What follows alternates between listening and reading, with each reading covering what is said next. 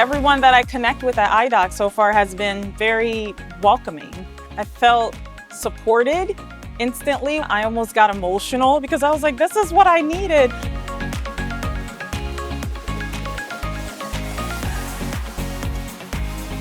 You've got to have that diversity of mindset. I don't get that by sitting at my desk. And I don't get that on, I don't know, Instagram or TikTok. I get that by hanging out with other people who are in the trenches going, oh, I'm struggling with this.